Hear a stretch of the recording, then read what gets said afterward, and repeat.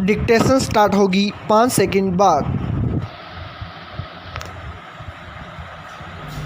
Yes, शिक्षा मंत्रालय द्वारा स्थापित राष्ट्रीय संस्थागत रैंकिंग फ्रेमवर्क की ओर से देश के उच्च शिक्षण संस्थानों की रैंकिंग जारी की गई है। गुणवत्ता वाली शिक्षा के साथ साथ प्रतिस्पर्धी माहौल बनाने के लिए इस तरह की रैंकिंग का अपना महत्व है। ताज़ा रैंकिंग पर नज़र डालें तो विभिन्न राज्यों में ही उच्च रैंक में जगह बनाने वाले संस्थानों को लेकर ही असमानता है। यह भी देखा जा सकता है कि केंद्रीय सहायता प्राप्त संस्थानों के मुकाबले राज्यों के सहयोग से चलने वाले संस्थान रैंकिंग में अपेक्षाकृत पीछे हैं। यह सच है कि शिक्षा व्यवस्था की गुणवत्ता बनाए रखने के लिए किसी भी देश में ज़्यादा से ज़्यादा अच्छे शिक्षण संस्थानों की ज़रूरत महसूस की जाती है। गुणवत्ता पर निगरानी के लिए उच्च शिक्षण संस्थानों की लगातार समीक्षा भी इसी ज़रूरत का हिस्सा है। इसीलिए रैंकिंग का यह फ्रेमवर्क बना है। इस तरह की रैंकिंग से विद्यार्थियों और अभिभावकों को तो बेहतर संस्थान के चयन का मौका मिलता ही है, उच्च रैंकिंग वाले संस्थानों को भी कई तरह के लाभ मिलते हैं। विश्वविद्यालय अनुदान आयोग की ओर से ऐसे संस्थानों को शैक्षणिक और प्रशासनिक स्वायत्तता भी प्राप्त होती है।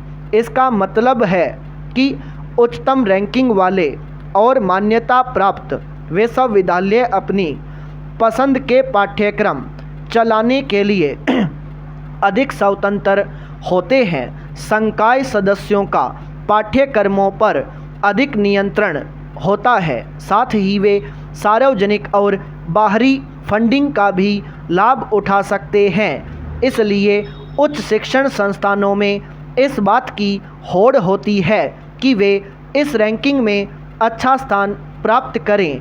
रैंकिंग पर नज़र डालें तो साफ दिखता है कि बेहतर उच्च शिक्षण संस्थानों के मामले में राज्यों में बहुत ही असमानता है। हालत यह है कि छत्तीसगढ़ और मध्य प्रदेश का एक भी विश्वविद्यालय शीर्ष 100 में शामिल नहीं हो पाया है। हाँ, राजस्थान के 3 विश्वविद्यालयों ने इसमें ज़रूर जगह बनाई है। समग्र श्रेणी में राजस्थान के 4 उच्च शिक्षण संस्थानों ने जगह बनाई है, जबकि मध्य प्रदेश के 2 संस्थान इसमें शामिल है। छत्तीसगढ़ का कोई भी संस्थान इसमें जगह नहीं बना पाया। दूसरे कई राज्यों में भी असमानता कम नहीं है। राज्यों के उच्च शिक्षण संस्थानों को भी ज़्यादा संसाधन देने होंगे।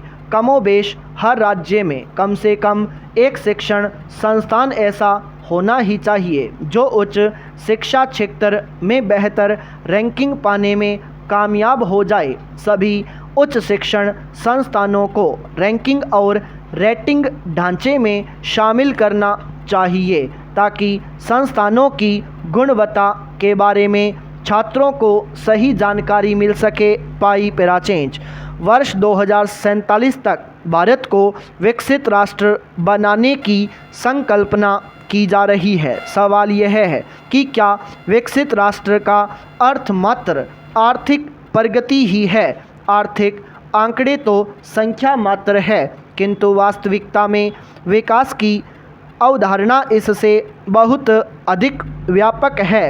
अर्थव्यवस्था के पश्चात विकास पथ को प्राप्त करने के लिए आधारभूत संरचना के नाम पर सड़क, बिजली, पानी आदि को विस्तारित करने की परियोजनाओं पर कार्य किया जाता है। विकसित राष्ट्र तब तक सार्थक नहीं है जब तक प्रत्येक नागरिक इस विकास की धारा में स्वयं को अभिन्न अंग मानते हुए अपना योगदान न दे। जैसे स्वास्थ्य की परिभाषा में व्यक्ति की शारीरिक के साथ मानसिक एवं सामाजिक कुशलता को भी स्थान दिया गया है।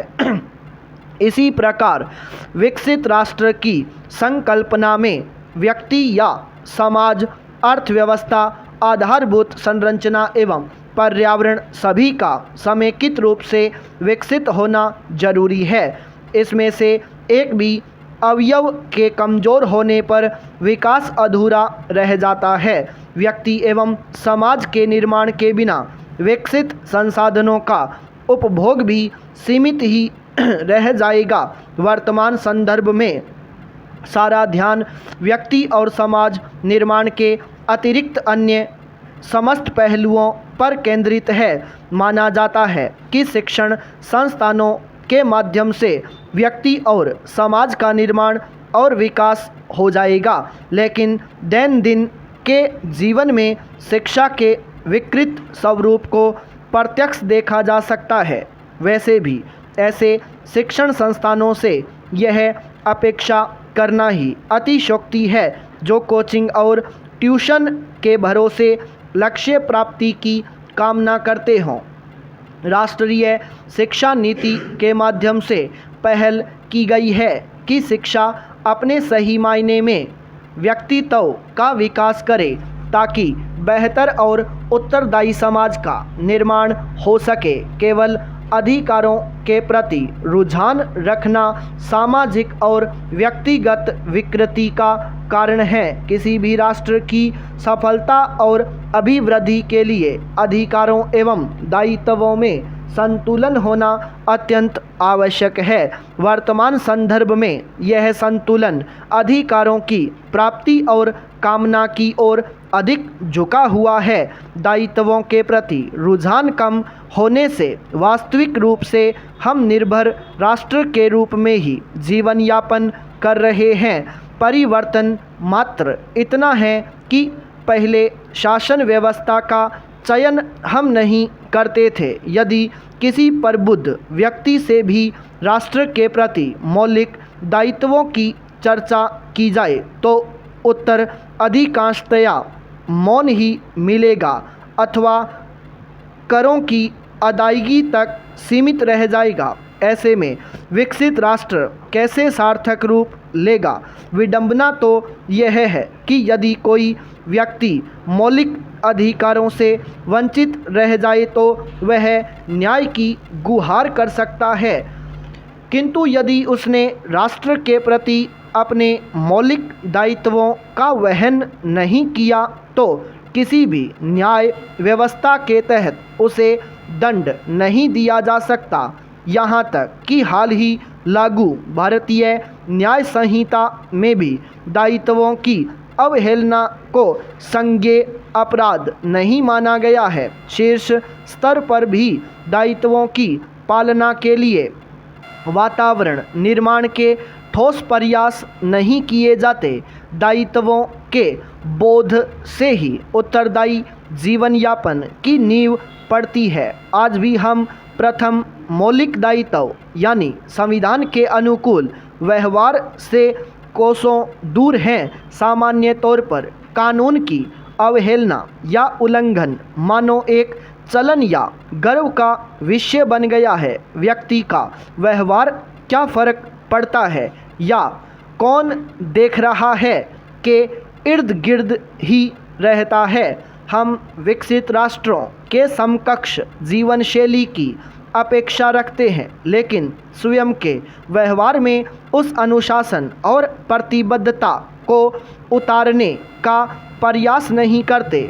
आमतौर पर हम उस व्यवस्था को अवसर मान लेते हैं जब किसी बहाने से कानून का उल्लंघन किया जा सके, और यदि उस उल्लंघन पर दृष्टि पड़ जाए तो फिर पहला प्रयास अपने रसूखात और प्रभाव का इस्तेमाल करते हुए उससे बरी होने का होता है।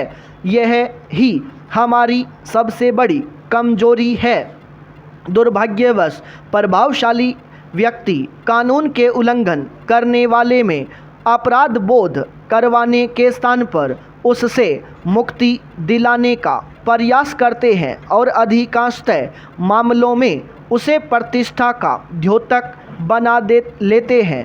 उल्लंघन करने वाले को किसी भी प्रकार से अपने किए पर प्रायश्चित भी नहीं होता, प्रभाव का उपयोग और तुरंत दंड की व्यवस्था नहीं होना ही हमें विकसित राष्ट्र होने में सबसे बड़ी बाधा के रूप में खड़ा है। स्टॉप।